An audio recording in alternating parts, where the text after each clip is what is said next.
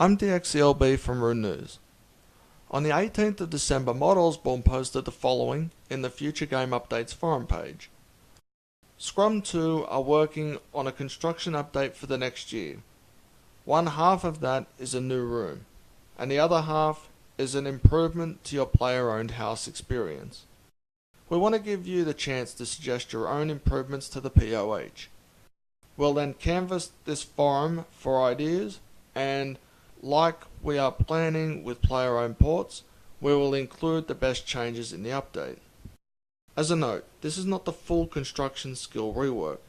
This does not delay or impact that release, and it could still happen in 2015 thanks to Rune Labs and other means. At first I was angry at Mod Osborne's lines, but I've had a chance to think about it, and I'm now thinking Jagex really doesn't need to do a full-scale rework of the construction skill, because they have most of the stuff in-game already. Now the first thing that Jagex needs to do in the player-owned houses is to bring all the player-owned house interfaces into the 6th age. We are 1.5 years into the 6th age, yet almost all the interfaces in our player-owned house are still stuck in the 5th age. So that should be first before anything else for starters. Skin updates.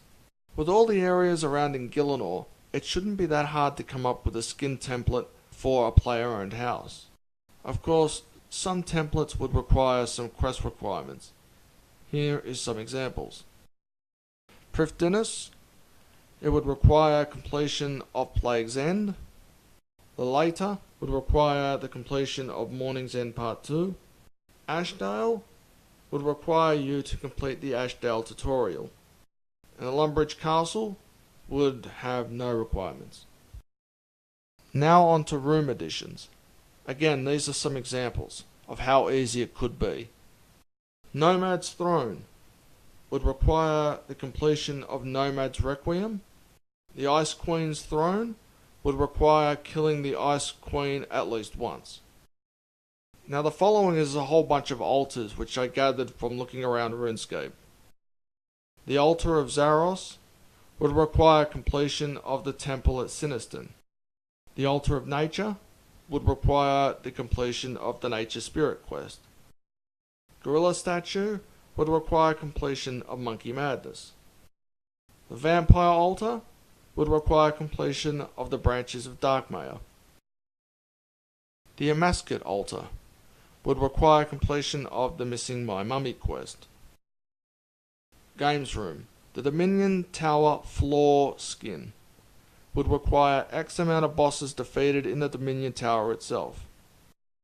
New portal skins, like the Rift style portals that you see in minigames such as Pest Control.